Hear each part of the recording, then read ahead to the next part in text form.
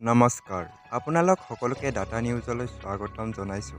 আজিৰ দিনটোৰ গুৰুত্বপূৰ্ণ বাতৰিবোৰ লৈ আহিছোঁ।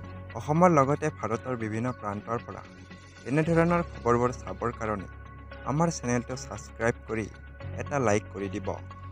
মাননী বৃদ্ধিৰ আৰ্জিৰে অবিৰত অৱস্থান অংগনবাড়ী কৰ্মী সহায়িকাৰ বিভিন্ন সমস্যা সমাধানৰ দাবীৰে মহানগৰীৰ চচলৰ নিৰ্ধাৰিত ধৰ্ণাস্থলীত আজি তিনিটা সংগঠনে পুনৰ প্ৰতিবাদ সাব্যস্ত কৰে। অনুসূচিত জাতি, যুৱ ছাত্ৰ পৰিষদ, অসম ৰাজ্যিক অংগনবাড়ী কৰ্মী সহায়িকা সন্থা আৰু শিলহাকো পাৰৰ উচ্ছেদ প্ৰতিৰোধ ৰাইজে বিক্ষোভ প্ৰদৰ্শন কৰে। মিছন ভূমিপুত্ৰ বন্ধ কৰাৰ লগতে ছাত্ৰ জলপানী আদায়, মাননী বৃদ্ধিৰ দাবীৰে কৰ্মীসকলে প্ৰতিবাদ সাব্যস্ত কৰে। আজি তৃতীয় দিনাও তেওঁলোকে চচলত এই প্ৰতিবাদী কাৰ্যসূচী ৰূপায়ণ কৰে।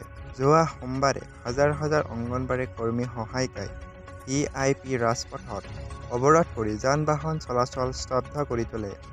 পৰৱৰ্তী সময়ত তেওঁলোকে চচলৰ নিৰ্ধাৰিত ধৰ্ণাস্থলীত সোমবাৰ আৰু মঙলবাৰেও প্ৰতিবাদ কাৰ্যসূচী ৰূপায়ণ কৰে।